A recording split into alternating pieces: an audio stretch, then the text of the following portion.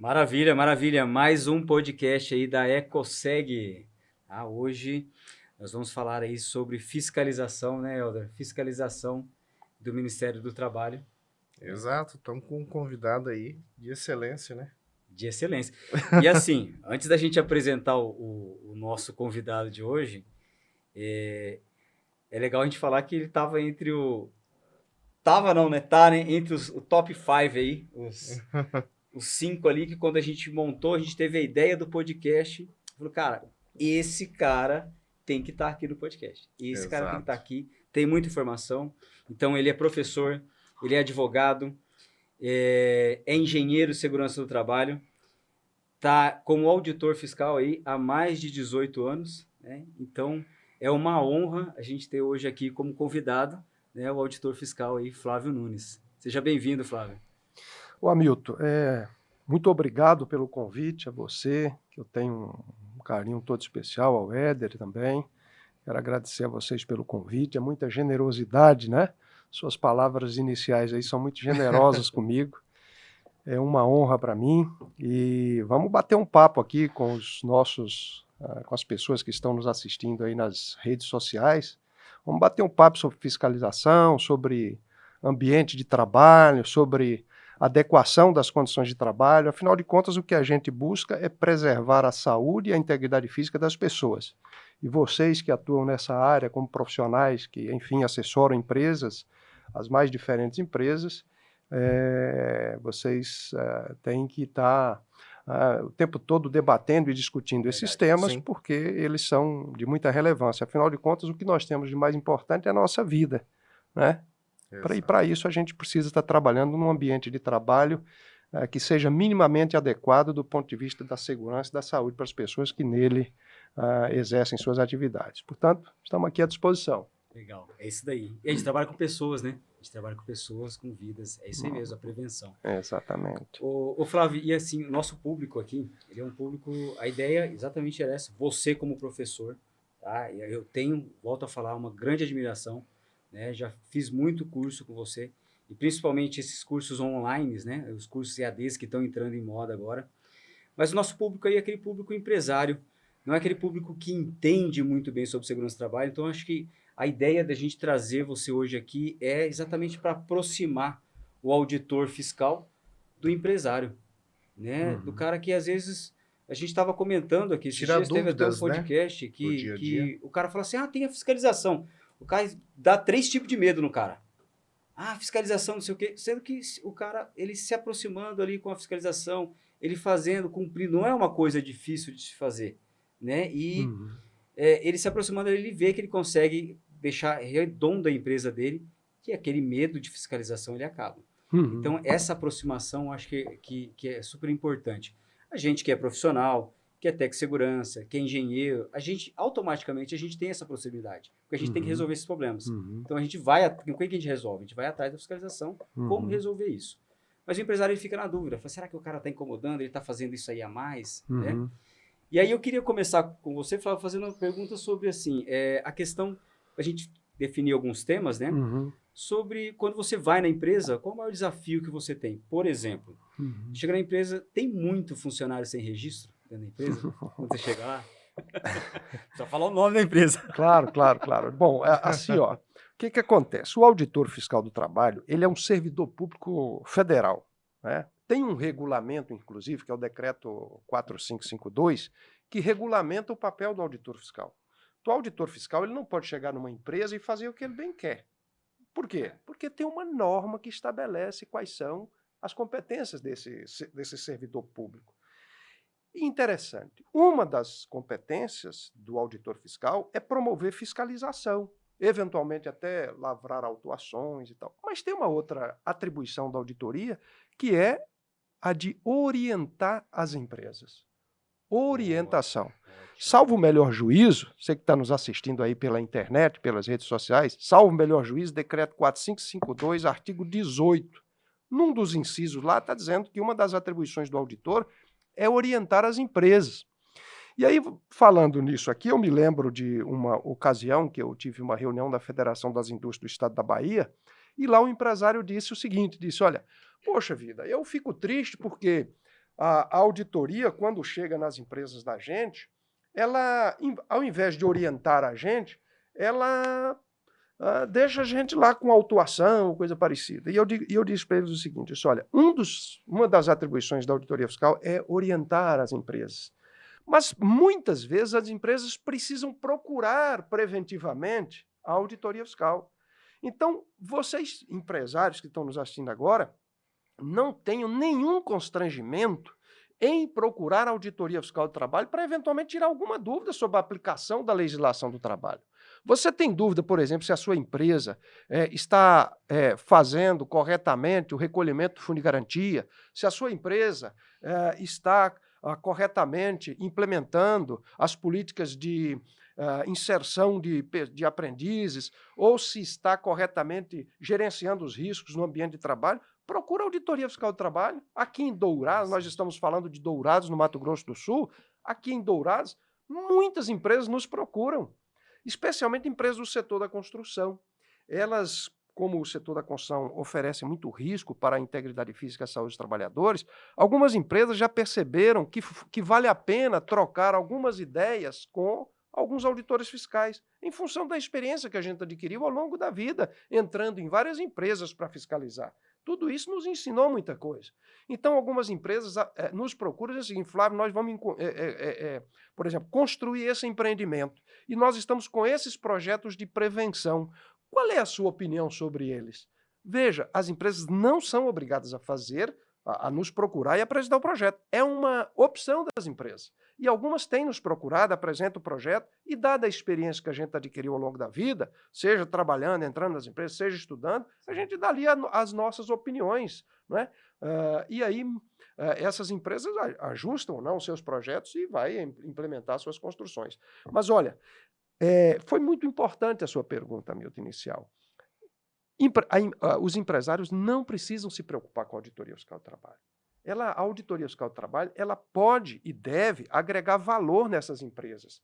Eu sempre que vou fiscalizar uma empresa, eu digo para o empresário, olha, eu estou aqui e, na medida do possível, se você tiver eventuais dúvidas acerca do direito do trabalho, da questão de segurança e saúde no trabalho, pode me questionar. Eu estou aqui, me perguntar, eu estou aqui também para te orientar.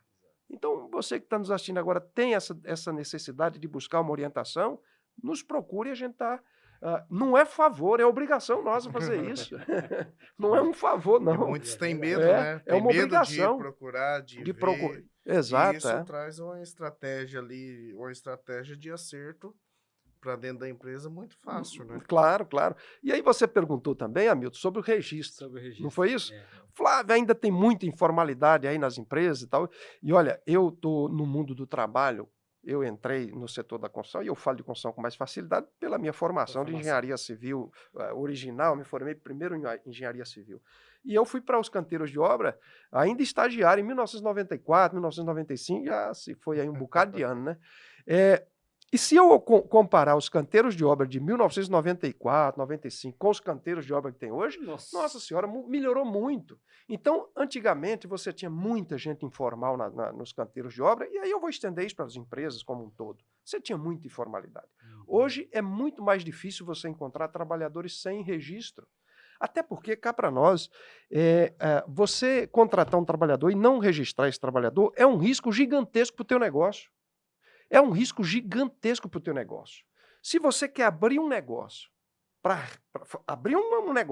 para remunerar o seu capital investido nele, que está tudo certo, é uma beleza. Sim. E você precisa de gente para que você alcance esse propósito, que é remunerar o seu capital investido na empresa, você precisa de gente, registre essas pessoas. Por quê? Porque vai lhe dar muito mais tranquilidade e segurança para desempenhar o seu negócio. E aí você pode ficar com a seguinte dúvida, é a seguinte, ele é empregado, eu tenho que registrar ele ou eu posso contratar ele como autônomo? Essa é... Ou como PJ. Ou como PJ, ou como MEI. Essa hoje, né? Existe isso na legislação, tem a parte né? de PJ essa hoje? Dúvida, né? Será que existe aquele cara avulso, aquele cara autônomo, né? Que na obra tem um tempo que ele pode ficar ali, se eu posso contratar ele toda hora ou não? Então, tem bastante dúvida sobre isso. Nós estamos falando muito de obra, mas isso que nós estamos falando aqui vale para tudo que é setor, né? O frigorífico, sim, o comércio, o banco, os supermercados, né? O que acontece? Você pode ser a favor ou contra. O que eu vou dizer para vocês aqui agora é o que está na legislação. Eu não estou dando a minha opinião, se eu sou a favor ou se eu sou contra. É um fato. Artigo 3º da CLT. Diz lá, será empregado aquele que atender aos seguintes requisitos. Então, por exemplo, empregado é aquele que é registrado, ok? Que a empresa contrata e registra ele a carteira assinada, como muitos dizem, né? Para o trabalhador ter carteira assinada, são 4 requisitos. Primeiro, pessoalidade. Tem que ser aquela pessoa para fazer o trabalho. Ele não pode mandar uma outra. Então, por exemplo, sempre sou eu, ok? Eu não posso mandar meu irmão, meu colega. Não. Sempre sou eu que faço aquele trabalho naquele local. Daquele local, eu recebo uma remuneração todos os meses. Eu recebo uma remuneração todos os meses. Naquele local, eu trabalho todos os dias, né? Ou seja, tem habitualidade a minha atividade ali. E eu trabalho subordinado a alguma orientação da empresa, ou alguém da empresa. Então, veja, pessoalidade, onerosidade, subordinação e habitualidade. Se tem esses 4 requisitos, o cidadão é empregado. Ele não é autônomo. Como é que você vai dizer que um camarada é autônomo se ele não tem autonomia? Porque o PJ tem que ter autonomia. Tem. Ele diz assim, amanhã eu não vou. Só vem aqui semana que vem. Esse tem autonomia. Esse não é empregado. Agora, um camarada que não tem autonomia, que você vira para ele e diz, hoje eu quero que você vá para Bataguaçu. Semana que vem, ou depois de amanhã, você sai de Bataguaçu e vai para Presidente Bernardes. Aí você vai de Presidente Bernardes e volta para Londrina. Ué, aí ele pode dizer, não, eu não vou para Londrina, eu vou para Bauru. Se ele não tem essa autonomia, ele é empregado. E como empregado tem que ter registro. Então você tem que ter esse cuidado que o registro é o básico, que protege o trabalhador, porque o torna, inclusive, segurado da Previdência Social, né? E muito também protege o empregado e muito protege o empregador. Então tem que ter esse cuidado. Se você está com um trabalhador sem registro, 18 anos de experiência, analisando vários problemas que ocorreram, que eu já vi em empresas, a melhor coisa que você pode fazer é registrar o seu empregado.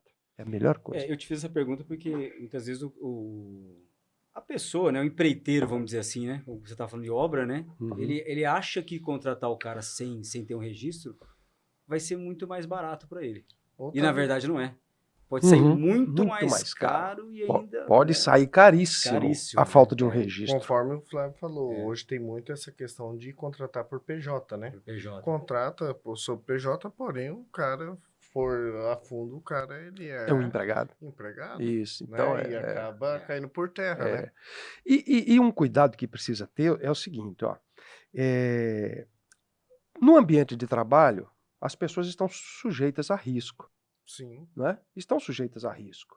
E ele pode, por exemplo, sofrer um dano na sua integridade física e precisar afastar do trabalho.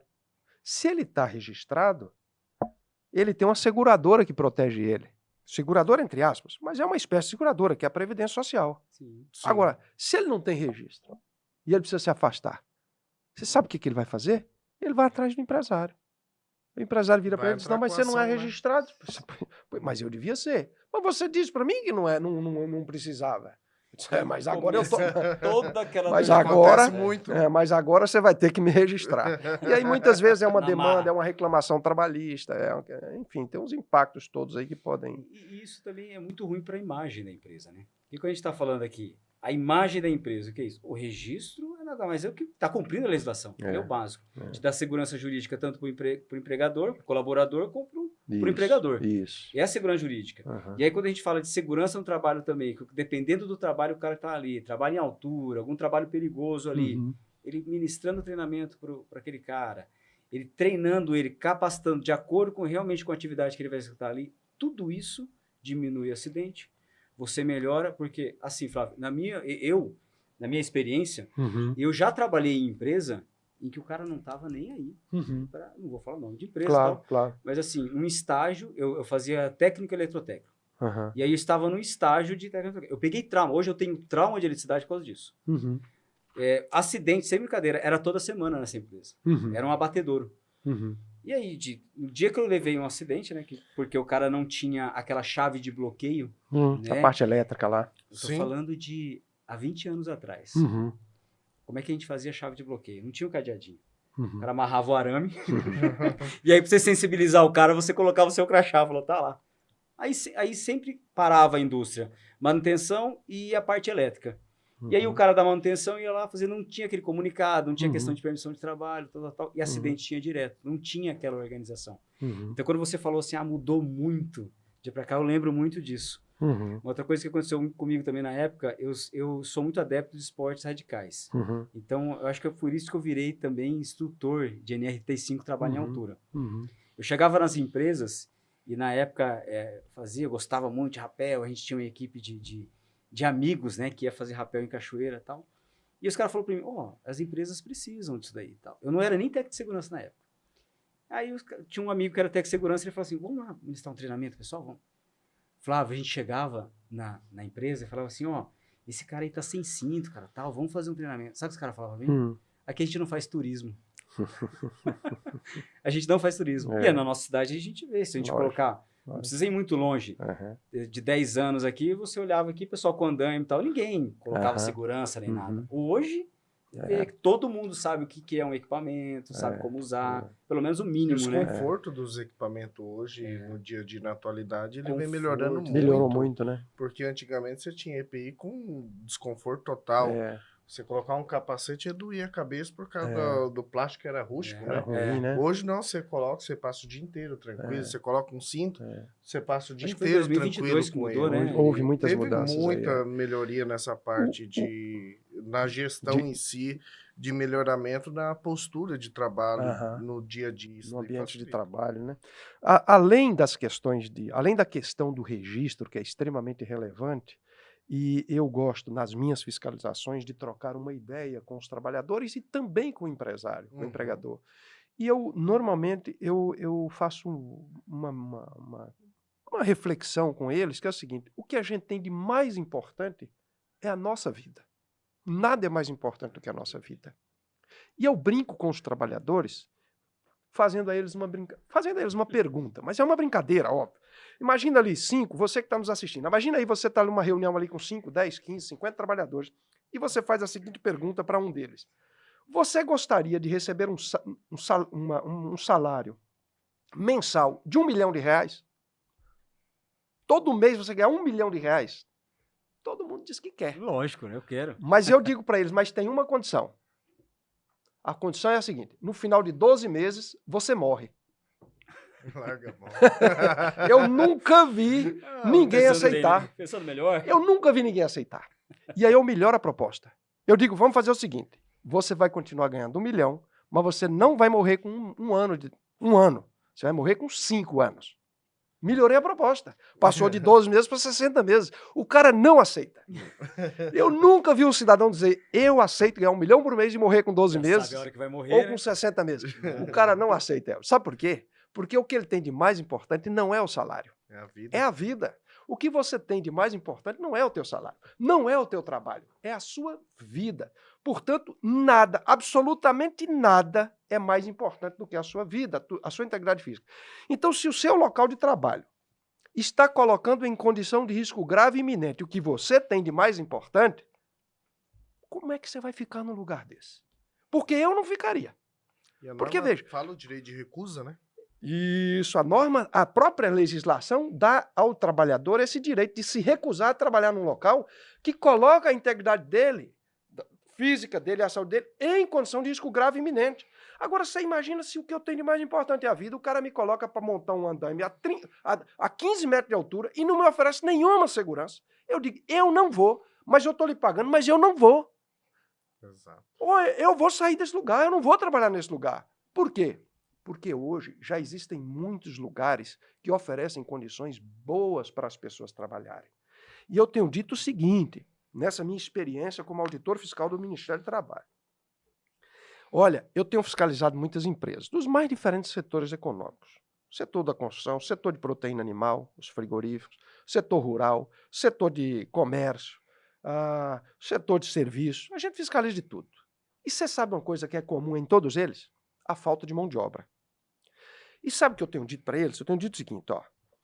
As empresas que não melhorarem as condições de trabalho, elas vão fechar as portas. Não vai demorar por falta de mão de obra. Não vai demorar. Você, empresário, que hoje tem uma empresa que expõe na atividade os seus trabalhadores a um esforço físico intenso. O cara carregar saco de cimento nas costas. O cara carregar caixa no supermercado, lá no depósito do supermercado nas costas. Se você não melhorar esta condição de trabalho do ponto de vista ergonômico, sua empresa vai fechar. Por uma razão muito simples, você não vai encontrar mão de obra. Especialmente porque a geração nova não está disposta a fazer esse tipo de trabalho. A geração mais jovem prefere pegar o celular e gravar um vídeo por TikTok. Se der certo, ele vai ganhar dinheiro. Então ele fica um ano tentando, fazendo vídeo. Um belo dia ele acerta no vídeo. Ele vai ganhar mais dinheiro do que se ficasse 12 meses carregando saco de cimento nas costas. Então o camarada não está mais disposto a se expor à condição de risco excessivo, não é? A uma condição de risco ruim e a um esforço físico intenso.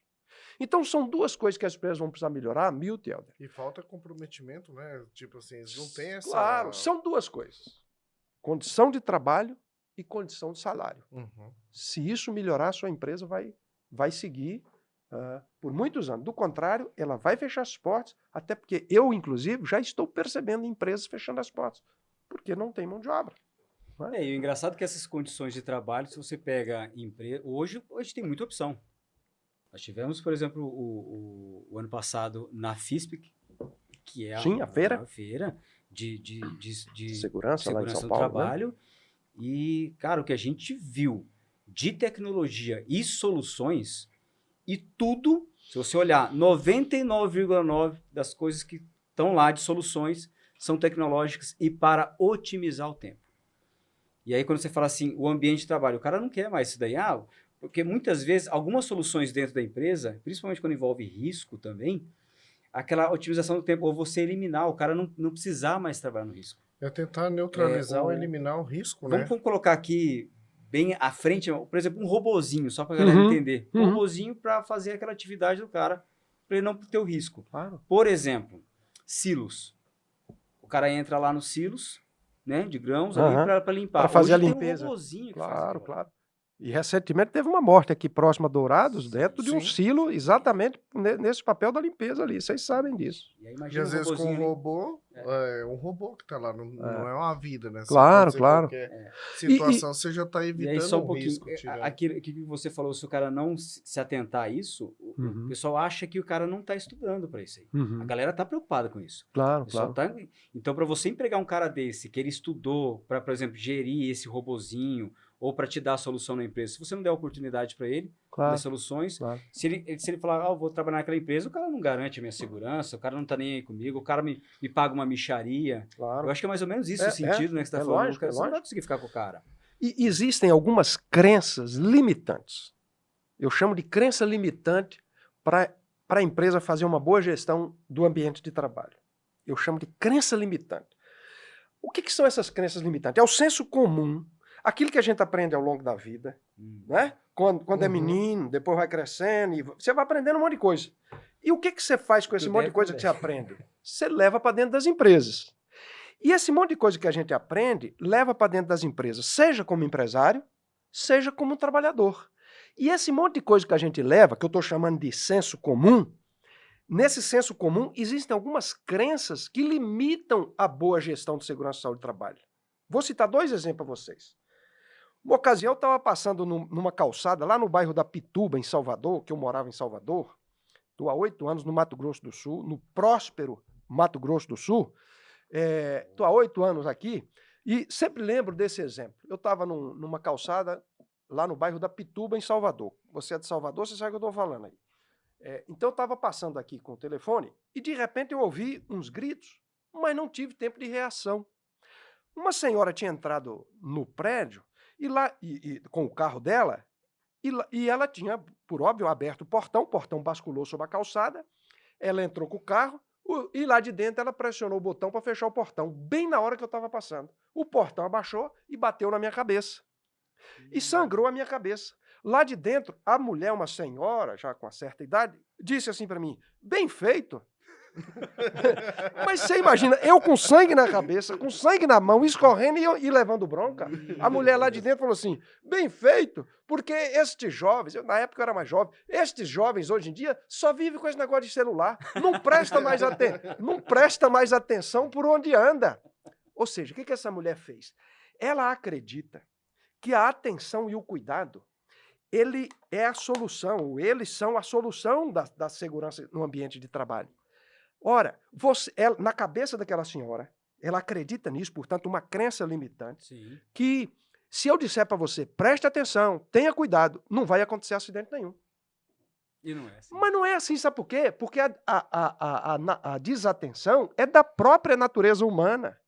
Não prestar atenção, não ter cuidado, em algum momento vai acontecer. Aconteceu comigo, acontece com o Helder, acontece com a Milton, acontece com você que está me assistindo, ou você que está me assistindo é atento o tempo todo. Nós somos desatentos por natureza em algum momento. Então não adianta você dizer para mim, olha, ou para todas as pessoas que passam naquela calçada, preste atenção. O que é que você vai ter que mudar? O projeto do portão. Se você não mexer no portão, outros acidentes como aquele vão se repetir. Agora, eu não mexo no portão, porque a minha crença minha crença me limita a enxergar um pouco além. A minha crença diz assim, presta atenção que está resolvido, não é? Então, o que a gente tem que fazer? Romper com essa crença. Essa crença limita a boa gestão de segurança no trabalho. Então, não adianta eu dizer, não bote a mão na zona de prensagem da prensa. Em algum momento eu vou colocar. Não é que eu sou mau, é que eu sou humano. Então, o que é que eu tenho que fazer? Mexer no ambiente, ou seja, mexer na fonte, mexer na prensa, não é nas pessoas. E aí, só para concluir, eu acabo falando bastante aqui, mas para concluir, eu vou dar um outro exemplo, que também ocorreu em Salvador, e quem é de Salvador vai se lembrar. Ocorreu um acidente com um elevador, elevador de uma obra, lá em Salvador, em 2011, 9 trabalhadores morreram. A cabina do elevador caiu do 27º pavimento e 9 pessoas morreram. Eu estava na chefia da fiscalização lá da Bahia nessa oportunidade. E alguém me ligou e disse, Flávio, acabou de acontecer uma tragédia no prédio tal, da construtora tal. E eu, então, me encaminhei para lá. Quando eu cheguei lá na frente do canteiro de obra, já tinha imprensa, já tinha polícia, já tinha um monte de gente. E quando eu estava entrando pelo portão da obra, a pessoa que me recebeu, na verdade ela não recebeu, ela estava ali. Era o seu Manuel, o dono da empresa. O dono, um homem bom, um homem de coração generoso, porque eu conhecia ele. Muito rico, um coração extremamente generoso. Eu perguntei para ele, o que foi que aconteceu, seu Manuel? E ele disse, Flávio, aconteceu uma grande fatalidade aqui no canteiro de obras. O olho dele estava lacrimejando, ele estava chorando de tristeza. E ele disse para mim, ocorreu uma fatalidade aqui no canteiro de obras. Eu disse, e morreu gente? Ele disse, a gente não sabe nem quantas pessoas morreram. Nossa. A gente não sabe quantas. Estão lá um bolo de gente lá na cabine do elevador. E ele começou a chorar e eu fui para dentro do canteiro de obras. O tempo passou e eu fui, curiosamente, pesquisar o conceito de fatalidade. E você que está me assistindo aí agora, digite no Google aí, o que é fatalidade? Você sabe qual é a resposta que o Google vai te dar? É um destino que não se pode evitar. Sabe a conclusão que eu cheguei? O que ocorreu lá no canteiro de obras da construtora do seu Manuel não foi uma fatalidade, foi um acidente. Porque fatalidade é um destino que não se pode evitar. E aquele acidente, a queda daquele elevador, poderia ter sido evitada se as medidas previstas na norma regulamentadora de número 18 tivessem sido adequadamente adotadas. Portanto, o seu Manuel não disse para mim que aquilo foi uma fatalidade porque ele é mau. Ele disse que aquilo foi uma fatalidade porque aquilo é uma crença que ele adquiriu e todos nós acreditamos, não, ocorreu uma fatalidade, aconteceu uma fatalidade. Fatalidade é um destino que não se pode evitar e todo acidente é evitável. Eu dou outro exemplo, o ônibus bate no poste. Como é que eu podia evitar esse acidente? Não existia o ônibus ou não existia o poste. Então, todo acidente é evitável, portanto, eu não posso justificar a ocorrência do acidente como dizendo simplesmente que o que houve ali foi uma fatalidade, porque fatalidade, repito, é um destino que não se pode evitar. E se o acidente pode ser evitado, o que houve ali não foi uma fatalidade. Porque se eu justifico o acidente como sendo uma fatalidade, significa dizer o seguinte, não precisa fazer nada. Eu não preciso mudar o ambiente de trabalho, pode deixar como está, trocam as pessoas e deixa como está. Um dia vai acontecer uma nova fatalidade. Então, o que é que você precisa fazer? Entender que aquilo pode ser evitado, estudar o ambiente, ter pessoas como vocês lá estudando o ambiente, tecnicamente, vocês são formados para isso, estudando o ambiente, os eventuais pontos de melhoria que podem ser implementados ali, para que algo semelhante a isso não volte a ocorrer. Conforme tem NR12, né, o princípio da falha segura.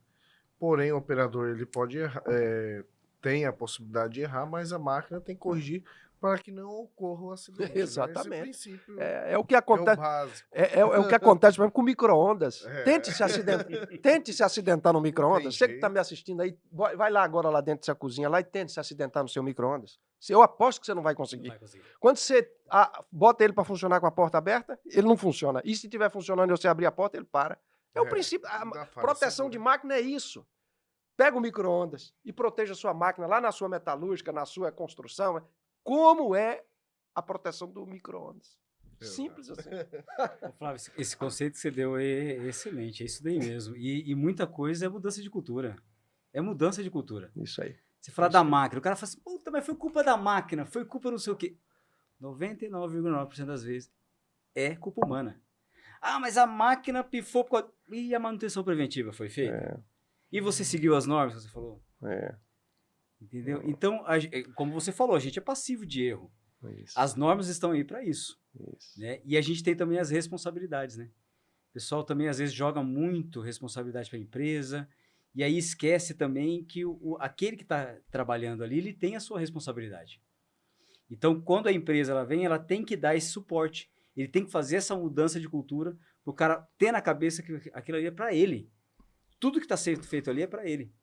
Porque a gente sabe que tem empresas e empresas, né? Tem empresas que você vai lá e tenta fazer essa mudança de cultura, você consegue, o cara fica preocupado, monta treinamentos, tudo, deixa a empresa bonitinha ali com a parte de segurança do trabalho.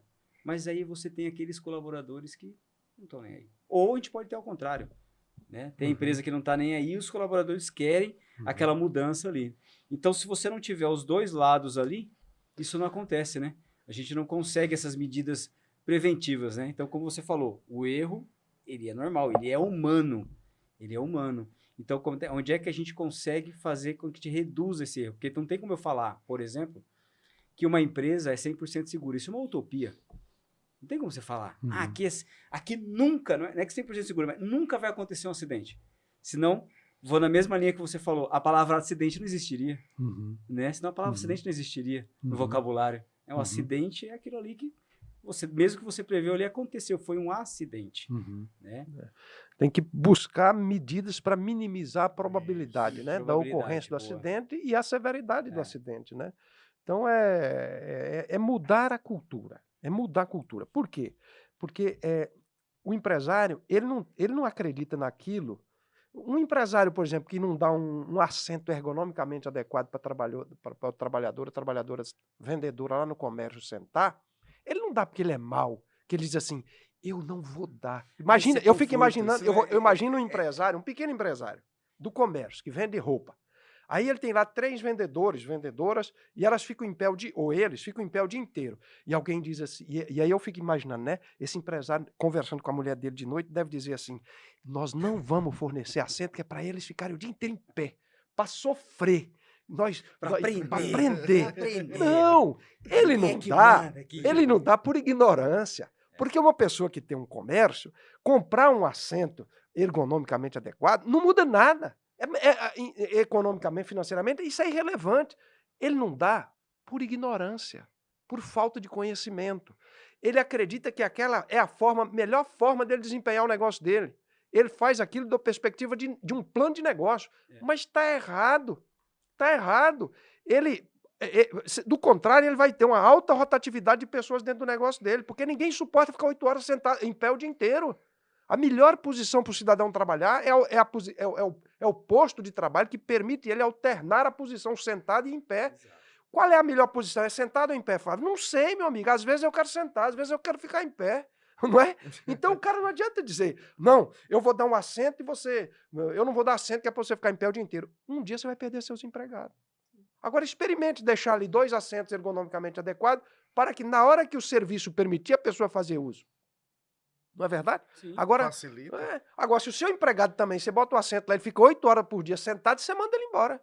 Porque não deve ser um bom empregado. Para ficar um vendedor que fica 8 horas sentado o dia inteiro, você tem que mandar ele embora. Porque uma desgraça dessa não vale nada. Isso é o que a gente falou lá no começo, né?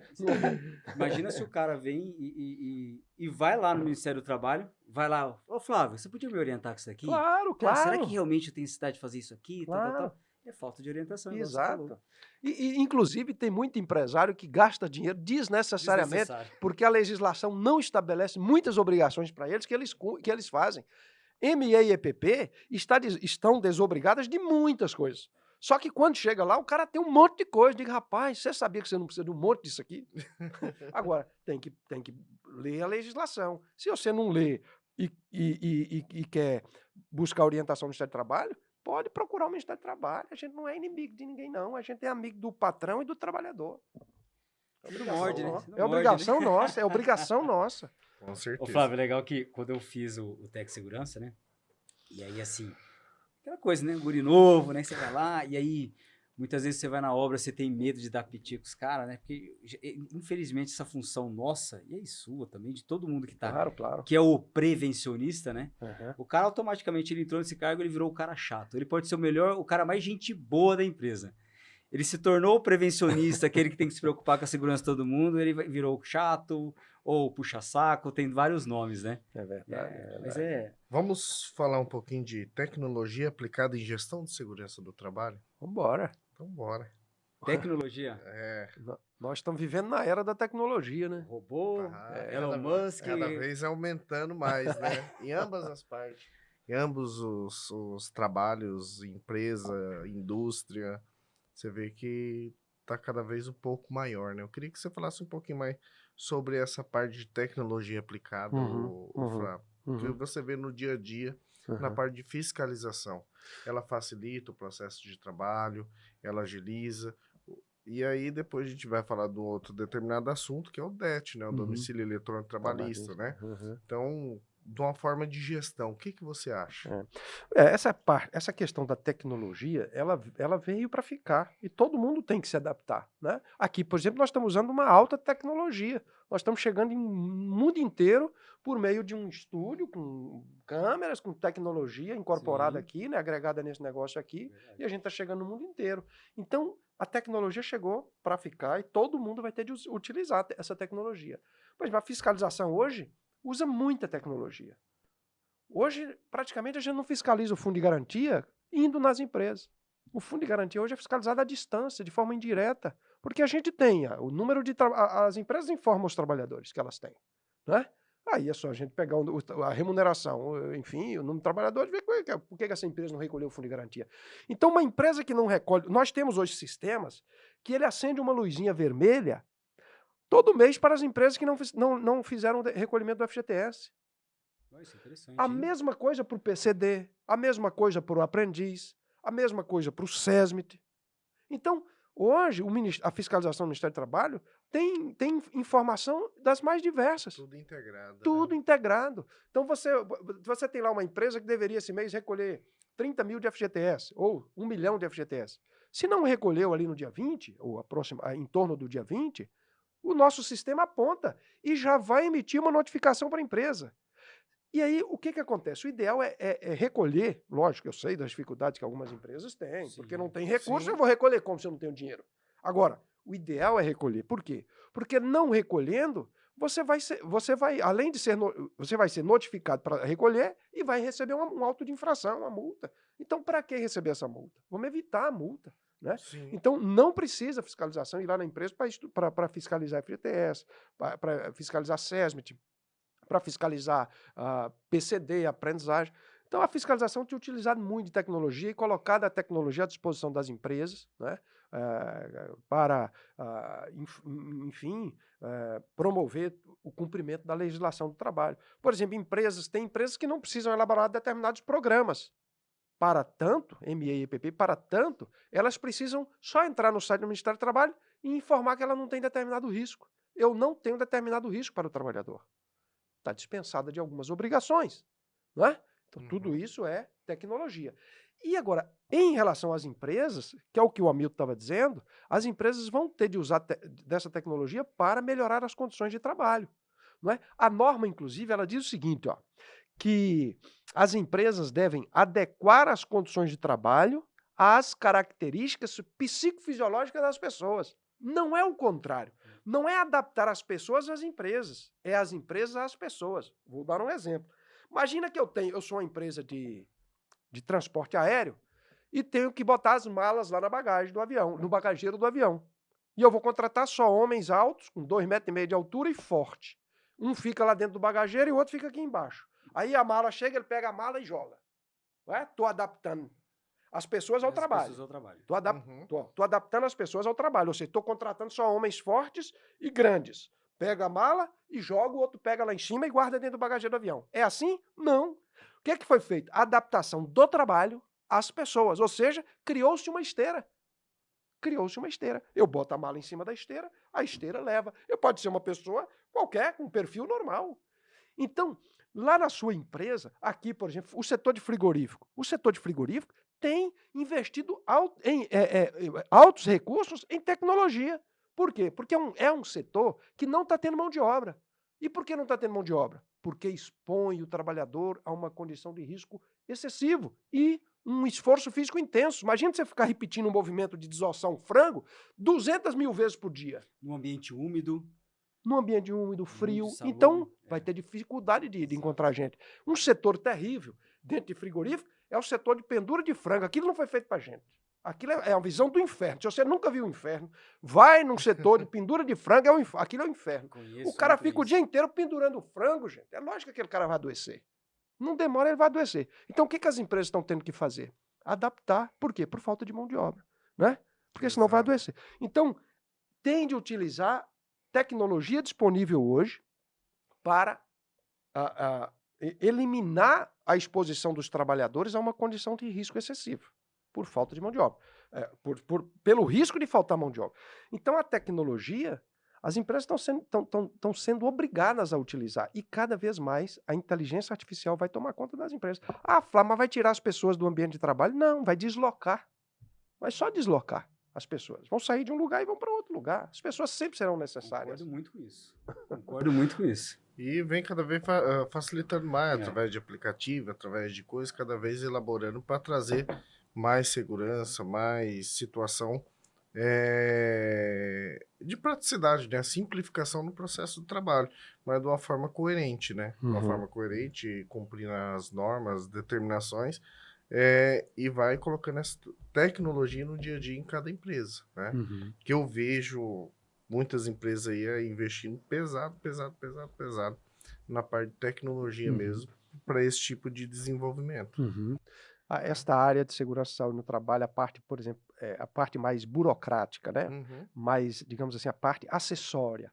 Vamos dizer, treinamento, exame médico. Quando que tem que ter um treinamento? O treinamento venceu, não venceu, o exame médico está vencido, não está vencido. Hoje, vocês mesmos me apresentaram aqui um aplicativo que vocês desenvolveram para facilitar a vida das empresas que vocês assessoram. Né? Ela tem ali um aplicativo que tem tudo naquele aplicativo. Sim, você faz tudo ali. A tecnologia está facilitando muito a vida das empresas. Elimina os papéis. Elimina os papéis, né? Ali papel, permissão de trabalho, não sei o quê, ficha de IPI. Você tem num tablet, como está aqui com o Helder aqui, você faz tudo. Exato. E como a gente estava falando aqui antes de começar a gravar, né? Até mesmo auditor, eu acredito que por você ser professor, você está muito à frente de outros aí na questão de... Você decora muito, né? Porque é o seu dia a dia. Você também dá aula, né? Então você sabe muito aquele artigo que está no Ministério do Trabalho, o artigo que está na CLT e tal. Mas isso, por exemplo, a gente aqui está aqui, na hora que o cara fala uma consulta, eu preciso na hora, eu estou lá na obra, ou eu estou assessorando ali, eu preciso na hora aquilo ali. Então a tecnologia te ajuda muito nisso. Claro, no tablet você consulta, vê atualizado, você pode até mesmo tirar uma foto daquele local, claro. A inteligência artificial te falar o que foi. Tem muita solução. Tem muita solução hoje. Tá facilitando muito. Facilitando E acho que a gente vai Isso melhorar cada vez mais o ambiente de trabalho. Eu sou muito esperançoso, muito otimista. Minha natureza sempre foi muito otimista. Acho que as condições de trabalho melhoraram muito. As empresas estão melhorando muito, os trabalhadores estão mais conscientes. Esta relação de trabalho, né, na espécie emprego hoje está muito melhor. Trabalhador, empregador, estão tendo que ter... porque o trabalhador e empregador, pelo menos em tese, deveriam ter o mesmo propósito dentro de uma organização. Exato. Né? É fazer com que aquela organização prospere, cresça, porque todo mundo cresce. Né? Todo mundo cresce. Um empresário que acha que só ele tem que crescer, provavelmente ele vai fechar as portas em algum momento. Agora, o empresário que entende que todo mundo tem que crescer juntos, ele, a empresa dele, a família dele e todos os seus colaboradores crescerem juntos, esse vai longe. Né? Aproveitando, Pode falando falar, um pouquinho de tecnologia, mudando um pouquinho de assunto, vamos falar sobre o DET, que eu Uhum. acho que é esclarecer o domicílio eletrônico trabalhista. Acho que Uhum, muitos empresários têm um pouco de dúvida nessa parte do DET, uhum, e esclarecer um pouco para a sociedade. O que uhum. você tem para falar? Antes só dele responder isso, que depois a gente vai fazer um link disso. Aproveitando que você estava falando muito da fiscalização, né? Aí você falou que lá no sistema de vocês já aparece ali qual a empresa, tal. Hoje facilitou muito a tecnologia para o auditor fiscal também. Nessa Muito. questão, softwares, que eu não sei se é ou não é, mas você pode me corrigir se estiver errado. Eu vejo o auditor fiscal hoje ele menos na rua, ele é mais prático. Quando ele vai, ele já vai direcionado ali, ele já sabe o que ele tem que fazer na empresa. Diferente como era antigamente, né? Uhum, Ele ia lá e lá na hora da vistoria ele descobria realmente o que o cara uhum. estava faltando. Hoje é diferente, né, Flávio? Hoje a gente tem várias fontes de informação. As pessoas às vezes perguntam assim, Flávio, você veio aqui é porque alguma denúncia? Né? Às vezes os Isso, empresários perguntam, foi alguma denúncia Exato. que provocou a sua vinda aqui? E eu digo, não. Normalmente não. Hoje em dia, a regra é não ter a denúncia. A regra hoje é a gente ter informação dessas fontes todas que a gente tem de informatizada, né? Então, vamos lá. Uma empresa que tem, sei lá, obrigação de contratar SESMIT. SESMIT é o Serviço Especializado de Segurança e Medicina do Trabalho. Aquelas empresas grandes que têm mais risco para o trabalhador, ela às vezes é obrigada a contratar médico, técnico, engenheiro, e ela não contratou. Se ela não contratar, a gente sabe, olhando para o sistema. Exato. Eu não preciso ir lá para descobrir que ela está sem o engenheiro e o técnico. Não preciso ir lá. O sistema me informa. Flávio, ó, essa empresa, o técnico saiu tem 2 meses e ela não recontratou ninguém. Eu nem vou lá, eu mando a notificação para ela dizendo, fulano, o sistema aqui informa que fulano de tal era seu técnico, saiu e você não contratou outro. Você tem um prazo de 30 dias para apresentar a regularidade. Se não apresentar, será autuado. É lógico que eu, particularmente, eu não gosto dessa coisa da autuação, porque dá a impressão que as pessoas só fazem as coisas porque se não fizerem vão ser multadas. Ou E não ameaçado, é ameaçado. E não é essa lógica que eu levo para Sim. dentro da auditoria. A lógica que eu levo é a seguinte, ó. Eu vou incorporar na cultura da minha organização a melhoria das condições de trabalho. E aí eu estou falando de condição de trabalho, eu me refiro ao registro do empregado, a pagar o salário em dia, a recolher o fundo de garantia, a oferecer para ele um ambiente confortável, seguro, saudável. É se preocupar, porque, veja, se você está fazendo isso só porque a fiscalização vai chegar lá e te multar, em algum momento isso vai ser um peso gigantesco para você. Isso nem prazer vai existir mais você trabalhar num lugar que você fica parecendo, é o fiscal de não sei quem, é o fiscal de não sei quem, é o fiscal de não sei aonde. Gente, isso é pesado.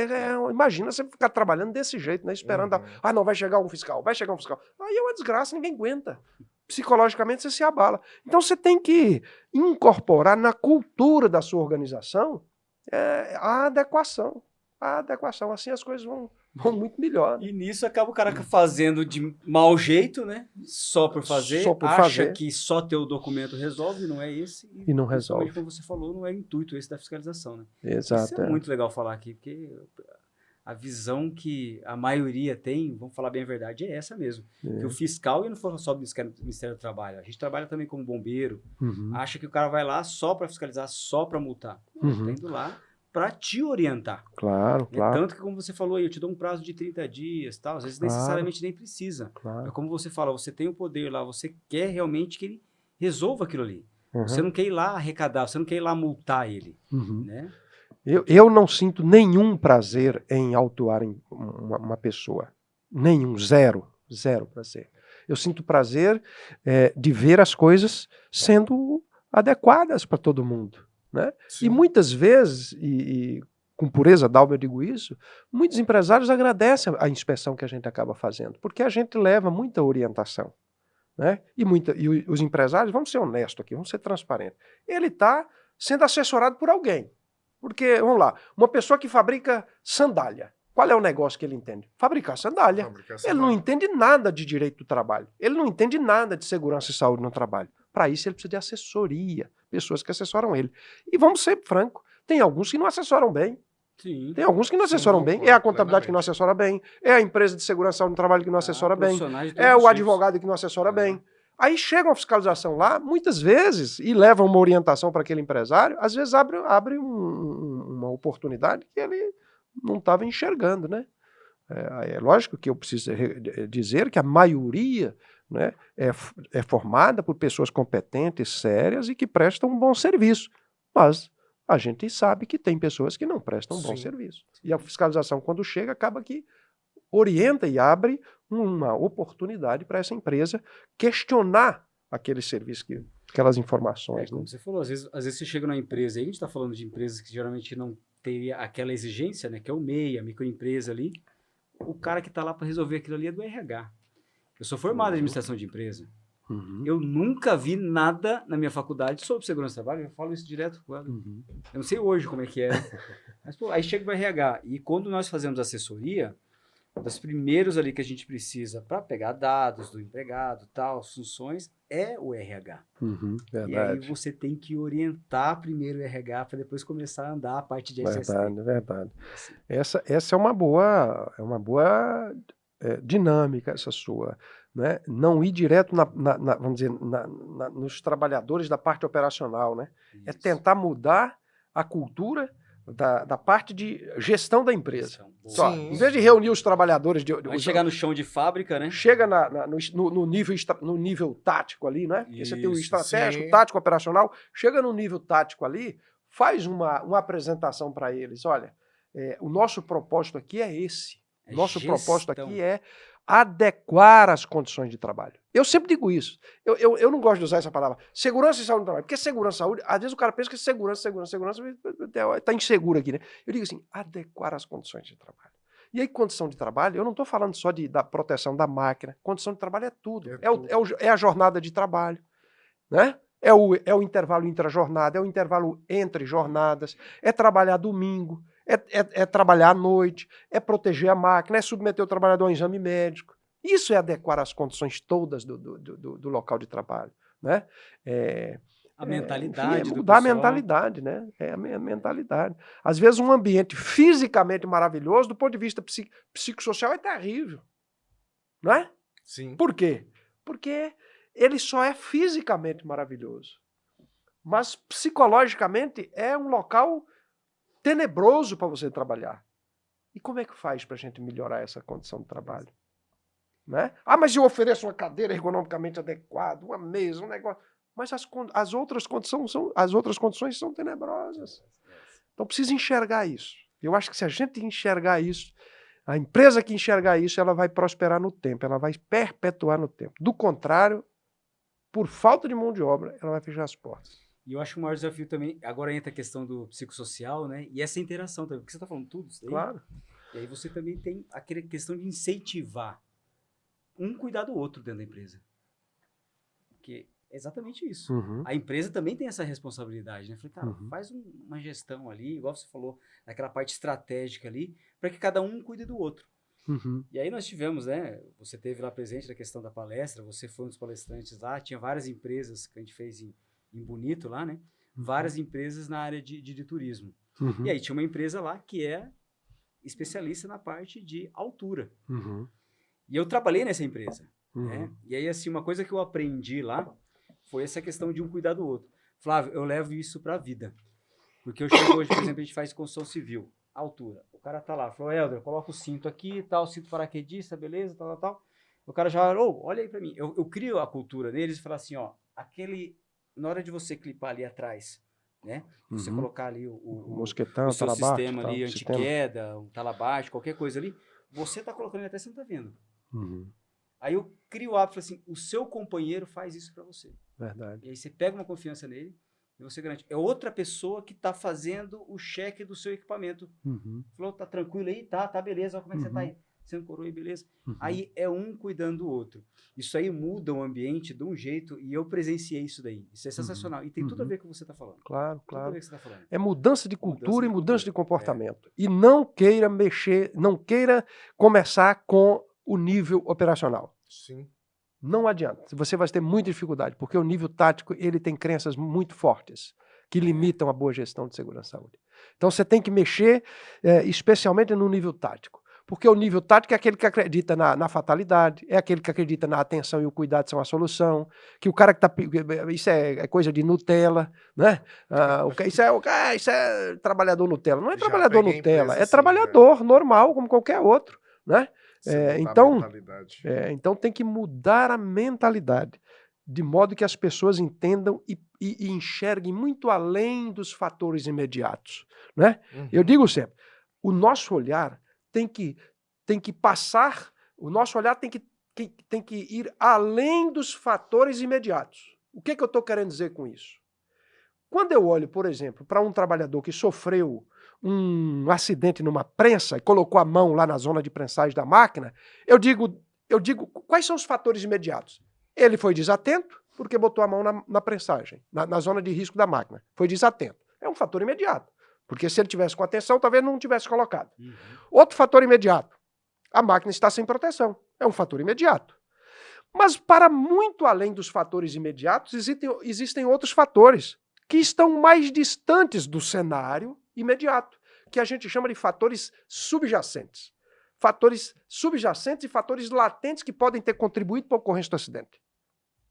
Se a gente ficar apenas no fator latente, apenas no fator imediato, a gente não resolve a maioria dos problemas. Então a gente tem que ir para além dos fatores imediatos. Por exemplo, o camarada diz a máquina está sem proteção, o trabalhador faltou atenção. Tudo bem, fatores imediatos. Ocorre que, por que a máquina está sem proteção? Por que a máquina está sem proteção? Aí a gente vai buscar o porquê que a máquina está sem proteção. Que aí é um fator que contribuiu para a máquina estar sem proteção. Por exemplo, uma decisão da empresa de retirar, de não colocar. Sim. Não colocar. Então, veja, se você olha para ali, para aquele momento, você só vê a atenção, a desatenção e a falta da proteção. Mas se você vai além, você pode enxergar, por exemplo, um gerente que mandou tirar a proteção porque a empresa vendeu o triplo que tinha capacidade de produzir com as proteções. Então ele diz, vamos retirar as proteções, porque a gente estava produzindo 500 peças, como nós vendemos esse mês bastante, a gente vai precisar produzir 600 peças. E a proteção atrapalha um pouco, ela limita. Então vamos tirar esse mês a proteção para a gente poder ampliar a nossa produção. Esse é um fator subjacente, que eu não enxergo olhando para aquilo. Quer ver um outro fator subjacente? O trabalhador está trabalhando uma jornada exaustiva, uma jornada, vamos dizer, bastante excessiva. O cara que trabalha todo dia 10 horas por dia, de domingo a domingo, tem 15 dias que ele está trabalhando sem descanso, né? Porque tem que produzir mais, e tem 30 dias que ele está trabalhando sem descanso, porque tem que produzir mais, porque tem que vender, tem que entregar aquelas peças que nós vendemos, né? Se eu olhar para o acidente, eu não vou enxergar isso, correto? Por que ele está desatento? Porque ele está fora da sua cognição. Não sei se existe da sua normalidade do ponto de vista cognitivo. Então eu estou indo além dos fatores imediatos, né? Estou dando 2 exemplos. Um gerente que mandou tirar a proteção porque vendeu mais. O trabalhador que está trabalhando excessivamente porque há uma exigência, porque o outro trabalhador que trabalhava foi mandado embora. Então são fatores... Sobrecarregou o outro. Então, eu sempre digo, nós temos que pegar a equipe do nível tático das organizações e mostrar para eles muito além dos fatores imediatos. De modo que a gente alcance fatores latentes, os fatores subjacentes e os fatores latentes, que eles estão longe do cenário, no tempo e no espaço, muitas vezes. Então precisa refletir sobre essas coisas. Filosófico isso, hein? Mas é uma realidade, mas é um fato. Sim. É um fato. Quer ver? Eu gosto de trazer sempre exemplo. Sim. Porque o exemplo, ele esclarece. Vai direto no ponto. O trabalhador atravessou o sinal vermelho com a moto. Tudo que eu estou contando é fato real. É fato verdadeiro. Aconteceu e a gente teve a oportunidade de analisar. Trabalhador, acidente de trajeto. Acidente de trajeto, para efeitos previdenciários, é considerado acidente de trabalho. Ok? Certo. Sim. Para efeitos previdenciários, Lei 8.213, artigo 20, ou 21, salvo melhor juízo, da Lei 8.213, diz lá. Acidentes por equiparação. ao acidente típico está o acidente de trajeto. Muito bem. Inclusive, para isso, você tem que emitir a CAT. Né? Não é que ele é um acidente de trabalho, mas para efeitos previdenciários, a Previdência diz acidente de trabalho. Por isso precisa emitir a CAT. A CAT é o documento que a Previdência recebe para dizer, meu segurado sofreu um acidente, eu preciso então pagar um benefício para ele. Muito bem. O trabalhador cruzou o sinal vermelho, de moto, sofreu um acidente. Analisando o acidente, qual é o fator imediato que a empresa diz que ocorreu? Cara, desatenção do cara, meu. Culpa dele. O cara sabe que não pode atravessar o sinal vermelho. Fatores imediatos. Desatenção porque atravessou o sinal vermelho. Não é isso? O que a empresa tem a ver com isso? Nada. Se eu observar apenas os fatores imediatos. O que a empresa tem a ver que o cara atravessou o sinal vermelho e sofreu um acidente? Que o trabalhador dela sofreu um acidente atravessando o sinal vermelho com a moto? Nada, num primeiro momento. Portanto, se eu observar apenas os fatores imediatos, zero responsabilidade da empresa. Só que esse cara estava 45 dias sem descanso, trabalhando de 5 da manhã às 10 da noite. Aí eu lhe pergunto, este fato já começa a ter alguma relação com o acidente? Total. Mas é lógico que começa. Então eu digo sempre, o trabalhador sofreu um acidente de trajeto, cruzou o sinal vermelho com a moto, a responsabilidade é dele. É se você olhar só o fator imediato. Mas se você ir para os fatores subjacentes e latentes, pode ser que aquele acidente tenha uma relação com o trabalho. Perfeito? Neste caso, o cara estava 45 dias trabalhando direto, de 5 da manhã a 11 da noite, a 10 da noite. Como é que esse cara... Aí esse cara tinha que pegar a moto dele, correr para casa, para tomar um banho e dormir meia-noite, para 4 horas acordar. Você acha que o sinal estava vermelho para ele? O sinal estava mais do que verde. O sinal para ele estava verde. Você tá nem enxergando. Ele nem enxergou. Ele não estava nem vendo aquele sinal. Você está entendendo? Então, pega o nível tático da organização. Poxa, mas tudo a ver. E diz assim, gente, vamos enxergar um pouco além dos fatores imediatos, né? Para a gente poder perpetuar no tempo. Do contrário, vai fechar as portas. Não é que eu quero, não, gente. Pelo amor de Deus. É que vai fechar as portas. Você citou uma parte aqui bem legal aqui, que acho que fica um pouco de dúvida, principalmente alguns empresários já questionou quando acontece a emissão da CAT.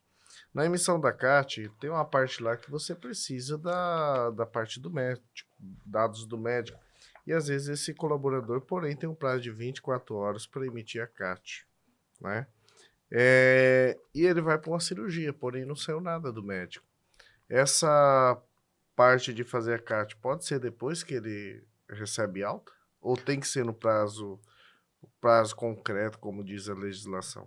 Artigo 22 da Lei 8.213 diz que todo acidente do trabalho, e aí eu digo, inclusive, o acidente típico está definido no artigo 19. O doença ocupacional e doença do trabalho está definido no artigo 20. Eu cito os artigos. Eu acho excelente quando mas você mas às vezes eu posso me equivocar. O cara olha lá, bota o Google, lei 8.000. Mas é a Lei 8.213. É a Lei 8.213. Eu me atrevo a dizer os artigos, pode ser que esteja errado, e você diz, o cara cita só para querer impressionar, mas não é. É porque como eu estudo esse troço, eu lembro. Eu falei para você, eu lembro. Tem essa, Não é que eu vejo isso quase todo dia, Sim. então eu me lembro. Não é que eu tenha a memória melhor do que a de ninguém, não. É só porque, como eu lido com isso quase todo dia, fica mais fácil para mim. Eu me lembro. Agora, uma coisa que eu não lido, eu esqueço. A gente acha ótimo que você cita, Flávio. Então, isso daí é uma veja. aula mesmo. Então, salvo melhor juízo, é o artigo 21, que trata dos acidentes por equiparação. E o 22, da Lei 8.213, diz que a empresa tem que comunicar à Previdência Social o acidente. Para que tem que comunicar o acidente para a Previdência? Ora, meu Deus do céu, o trabalhador não é um segurado da Previdência? Sim. Ele não paga a Previdência? A Previdência é uma espécie de seguro, não é? Sim. A gente faz seguro do carro. Quando acontece um sinistro, o que a gente tem que fazer para a seguradora? Tem que informar a seguradora. Né? Manda um e-mail, tem que informar a seguradora para ela poder pagar. A seguradora, Previdência Social e INSS, é a mesma coisa. Você tem que informar a Previdência que houve um acidente ou uma doença, né, com aquele segurado dela, para ela poder pagar o benefício para aquele trabalhador, se ele afastar por mais de 16 dias, né, por mais de 15 dias. Então, as empresas resistem em informar a CAT, mas tem de informar a CAT por quê? Porque é a CAT que vai dar para a Previdência a informação que aquele segurado dela está precisando se afastar e está precisando de um benefício. E a CAT são 3 tipos de CAT. A CAT inicial, a CAT de reabertura e a CAT de comunicação de óbito. Aí cada uma tem lá a sua característica. Então, todo acidente é comunicado pela CAT inicial. Todo acidente é comunicado pela CAT inicial. Ainda que o cara tenha morrido no acidente. Ah, mas Flávio, o cara morreu no acidente. Não é comunicação de óbito? Não. É CAT inicial. Né? É CAT inicial. E a CAT inicial tem que ser emitida até o primeiro dia útil seguinte, não é nem 24 horas. É até o primeiro dia útil seguinte ao da ocorrência do acidente. Agora, o que você está dizendo é o seguinte. É que mudou um pouquinho a gestão. Antigamente tinha isso daí mesmo. Você abria a CAT inicial e depois você complementava ela. Vinha o atestado do médico, você complementava. Mas agora com E-Social, você tem que complementar isso daqui tudo uma vez. Uhum. Então ela não está conseguindo seguir esse percurso que antes funcionava tão bem. Uhum, entendi. Então essa dificuldade um pouco em gerar a situação, porque você precisa de todas as informações para colocar lá, e às vezes o colaborador está fazendo uma cirurgia, ele vai, daqui 2, 3 dias que ele vai sair, porém a empresa quer informar, porém não tem todos os dados. Só que pelo fato do E-Social. Antigamente funcionava perfeitamente. Você ia lá, colocava inicial, aí você ia lá, complementava depois, sem problema nenhum, pegava o outro atestado, mas você já dava o inicial lá. Iniciei. Entendi. Com E-Social não, você tem que mandar tudo de uma vez hoje. Mudou essa gestão.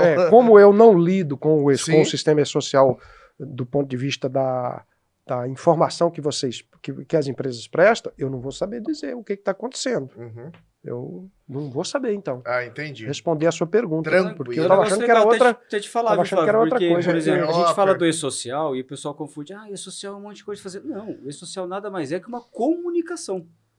Né? E aí, por exemplo, vocês, auditores do Ministério do Trabalho, não fiscalizam o edital, o E-Social, essa comunicação. Fiscalizam aquelas medidas que têm que ser tomadas na empresa. Isso. O E-Social não alterou a lei. Não alterou a lei. Ele é só uma espécie de sistema que as empresas informam os eventos. Basicamente é isso. Mas em relação à CAT agora, em relação ao E-Social, eu não sei dizer. Eu só perguntei porque achei que sabia, né? Claro. Não, mas é uma dificuldade para as empresas que fazem assessoria hoje, essa questão mesmo da comunicação da CAT. É porque antigamente, antes do E-Social, funcionava super bem, da fácil. forma que você falou. Cara, era tranquilo, você entrava, lançava lá sem problema nenhum. E hoje está acontecendo essa situação. Mas você não tem emitido a CAT por meio do sistema da Previdência Social? A informação da CAT? Lá não libera, ela manda você ir para o E-Social. Na hora que você vai lançar, já aparece uma tarja vermelha. Bom, aí agora você me pegou, passou uma rasteira. Aí você me passou uma rasteira. Não, mas isso daí eu acho que a gente acredita que passou mas essa é o legal de trocar informação. Claro que a gente vai aprendendo. Vamos falar sobre o DET um pouquinho? Sim, é exatamente o tema que a gente estava entrando agora, é a questão de atualização, né, Flávio? O que hoje está mudando, fiscalização, e o que a gente está fazendo aqui também, a gente já começou falando, né, do E-Social. Para a gente mudou muita coisa, até hoje é difícil realmente, não vou ser aqui hipócrita falar assim pro pessoal, a gente domina. Não, o E-Social hoje é um desafio, acho que para todo mundo que mexe com assessoria e segurança do trabalho. Então acredito, como você já respondeu aí, para a parte de auditoria fiscal também é um grande desafio aí, né? Mas aí a gente sempre separa isso porque o E-Social apenas é uma comunicação. Então tudo que a gente faz antes, a gente tenta melhorar, tenta fazer. Tanto que hoje, por exemplo, o nosso sistema hoje, o que a gente sempre prega quando a gente vai comprar um sistema para gerir, ou quando a gente vai desenvolver um sistema, é que ele também possibilite tudo o que a gente faz, por exemplo, os planos, PGR, PCMCO, PCAT e tal, e que ele saia também em PDF. Porque a gente sabe que a fiscalização hoje, ela também está antenada, então ela não quer mais que você pegue e escaneia, aquela coisa ridícula que era, né? Os caras escaneavam o negócio ali, tudo malemar, e voltou aqui, Flávio. Olha aí, malemar, você conseguia enxergar hoje o documento tudo bonitinho, assinado digitalmente, né? Então a gente preza muito isso também. Então, das duas maneiras, tanto a comunicação para o governo, né, social, como também Uhum. essa documentação para a fiscalização. Claro, Né? claro. Tanto o Ministério do Trabalho como o bombeiro, Uhum. ela conseguir ser toda auditável, aí, vamos dizer assim. Perfeito, Tá bom. perfeito. Mas E aí? Pode falar. você estava falando do DET, né? Det. É. O DET é o Domicílio Eletrônico Trabalhista, né? É uma espécie eu não tenho muita linguagem técnica nessa parte de tecnologia, Uhum. mas é como se fosse uma espécie de reservatório, de caixa, né? De caixa postal, né? Como se fosse uma espécie de uma Podemos caixa dizer assim. postal Isso. que nas nuvens que toda empresa e todo empregador tem. O empregador doméstico, eu tenho uma pessoa que trabalha comigo e ela está registrada corretamente, né? E eu tenho, portanto, uma caixa postal dessa, domicílio eletrônico trabalhista. Uhum. Você que é empresário tem lá o seu domicílio eletrônico trabalhista. Todo empresário tem o domicílio eletrônico trabalhista. Toda pessoa física tem lá o seu domicílio eletrônico trabalhista. O que é esse domicílio eletrônico trabalhista? Antigamente, em relação à questão da fiscalização do trabalho, todo documento, por exemplo, que a fiscalização do trabalho encaminhava para as empresas, encaminhava físico o documento. Né? Eu chegava lá, por exemplo, na sua empresa, na empresa que o senhor aí está nos assistindo, eu chegava lá para fiscalizar a sua empresa, eu lhe entregava um documento físico. Notificação para apresentação de documentos. Então, por exemplo, eu aqui, olha, senhor, senhora, aqui está um documento, uma notificação para o senhor me apresentar folhas de pagamento dos últimos 3 meses, recibo de pagamento, programa de gerenciamento de riscos ocupacionais, exames médicos, ata disso, ata daquilo, tal. Entregava um documento. Hoje a gente não entrega mais esse documento. Eu vou nas empresas fiscalizar e lá eu informo, olha, está disponível no domicílio eletrônico trabalhista uma notificação. E o senhor, então, tem que entrar nesse domicílio eletrônico trabalhista normalmente é o CNPJ da empresa ou o CPF, sim, da pessoa física, lá, óbvio, né? E uma senha. Você entra lá, você tem todos os documentos que, eventualmente, a Auditoria Fiscal do Trabalho encaminhou para você. Você vai baixar esses documentos no seu computador, enfim, vai ler ali esses documentos e vai verificar o que é que está sendo solicitado. O que estiver sendo solicitado, você encaminha. Também via domicílio eletrônico trabalhista. Você não vai mandar e-mail, você não vai imprimir nada, levar nada para lugar nenhum. Vai fazer o upload dos documentos e dar um enter. Aquilo vai chegar para mim ou para o outro auditor que está te fiscalizando. Se eventualmente a sua empresa foi autuada, os autos de infração todos hoje são em sistema eletrônico, né? Salvo melhor juízo, os autos de infração ainda não estão chegando no domicílio eletrônico trabalhista. Né? É no sistema CIT, um sistema CIT, o sistema CIT, né? Mas daqui a pouco vai estar lá no domicílio eletrônico trabalhista também. Então, tudo hoje, em relação à questão trabalhista, você que é empresário que está nos assistindo, precisa entender o seguinte, converse com o seu contador, que é bem provável que o seu contador já teve acesso a essa caixa postal eletrônica do senhor, da sua empresa. Né? Normalmente os contadores, especialmente as pequenas e médias empresas, micro e pequenas empresas, o próprio contador é que está acessando o domicílio eletrônico trabalhista. Agora está tendo alguns problemas ainda. Eu fiscalizei empresas que eu vou em loco, fiscalizo e eu gosto de informar o empresário. Digo, olha, sobre o domicílio eletrônico trabalhista, porque ainda é uma coisa que está começando. Sim. Então eu informo a ele, ó, eu vou notificar a empresa do senhor, o senhor converse com o seu contador, peça a ele para entrar a partir de amanhã no domicílio eletrônico trabalhista e lá vai ter uma notificação para que o senhor possa me apresentar documentos. O senhor entendeu? Entendi, muito bem. Eu venho para o meu escritório, para o Ministério do Trabalho, encaminho para o domicílio eletrônico trabalhista essa notificação e ninguém olha lá por parte da empresa. Ninguém olha. Aí passa o prazo, ninguém olhou. Passou o prazo, salvo melhor juízo, são de 15 dias, pressupõe, ou seja, tacitamente, pressupõe que foi tomado ciência. Pressupõe que a empresa tomou ciência a partir de 15 dias.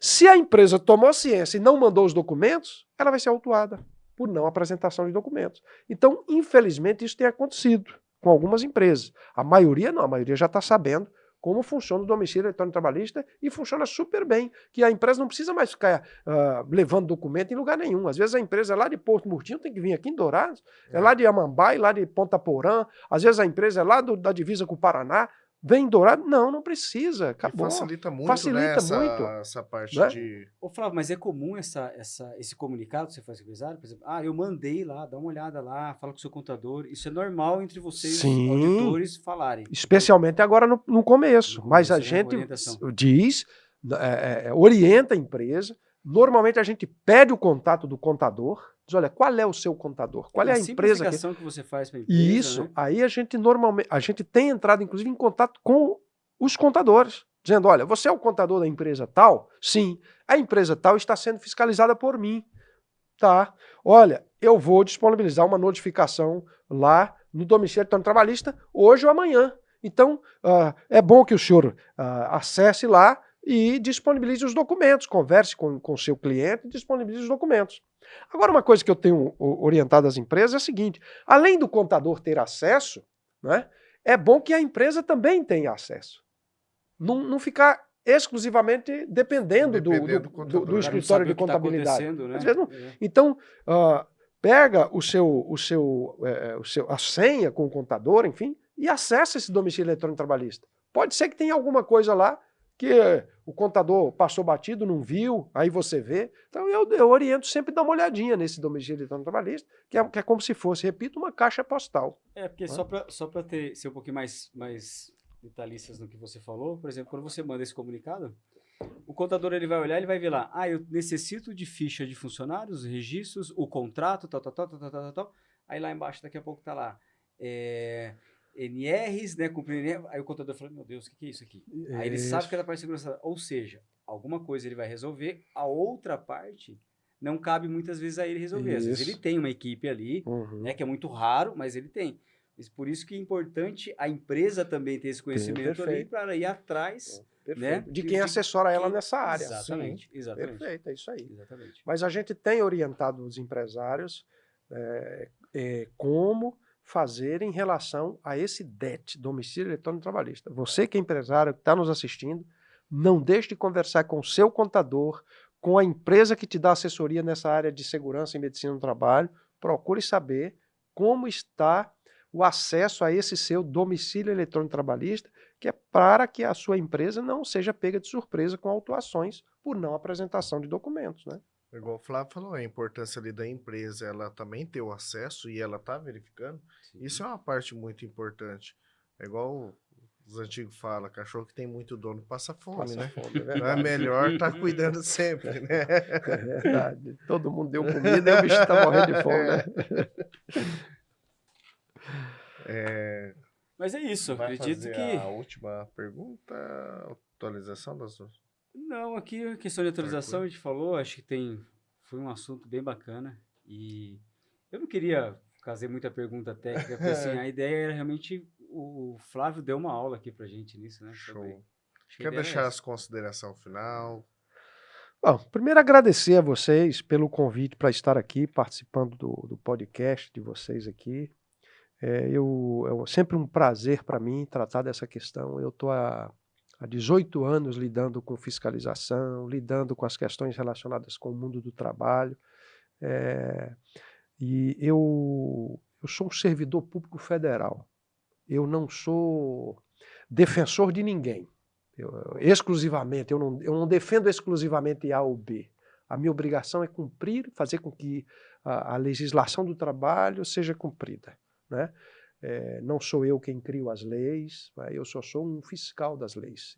Muitas delas, inclusive, eu sou crítico delas, né? Sou crítico de muitas disposições normativas que a gente tem por aí. Mas eu não sou legislador, eu sou um fiscal do que está colocado ali. Então, tem 18 anos que eu estou atuando nesse negócio, tenho muito prazer com o que faço, né? Sempre que vou fazer uma fiscalização, peço a Deus sabedoria, né? Que me dê sabedoria para que eu possa ser útil naquele lugar, que eu não seja uma pedra de tropeço naquele lugar, que eu seja um instrumento que possa agregar valor naquela instituição, naquela organização, para todos que lá estão, para os empresários e para os trabalhadores, que eu possa ser útil para todos eles, porque afinal de contas eu represento ali o Estado brasileiro, e o Estado brasileiro, pelo menos em tese, deseja que todos cresçam, não é? É Sim. assim o meu papel todos os dias, é assim que eu gosto de trabalhar.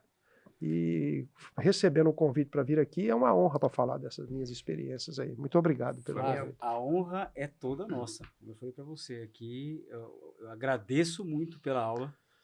Sou muito fã, principalmente não da sua parte como auditor, não que eu não seja fã, mas assim, como professor. E eu acho que o objetivo de trazer você é exatamente para essa linguagem que você tem, de saber falar com aquelas pessoas que realmente não entendem ali o assunto, transformar aquilo ali, deixar aquilo ali mais fácil, né, para o entendimento. Eu acho que esse objetivo foi alcançado, e como eu falei no começo aí, a gente agregar e fazer esse link aí entre a empresa, o auditor, a empresa que presta o serviço ali, para que a gente consiga realmente conquistar o objetivo principal, que é o cara trabalhar ali com segurança, com conforto dentro da empresa. Acho que esse é o principal objetivo, como você falou, é lidar com pessoas. Então, queria agradecer, foi sensacional, tá? E foi ótimo, né? Eu também, Foi só agradecer maravilhoso, mesmo. né? Não tenho o que falar, a porta está sempre aberta aqui. E trazer outros assuntos também, não só esse, vários Claro. assuntos tem para falar. Claro, isso Da aí. minha parte, só agradecer mesmo de coração. Valeu, obrigado, Flávio. E lembrar o pessoal aí que nós estamos aí nas redes sociais, tá, pessoal? Não esqueça aí, a Ecoseg vai estar aí embaixo aí todas as nossas redes sociais. Visitem aí, estamos à disposição, mandem perguntas aí e até o próximo episódio aí. Muito obrigado. Valeu, obrigado.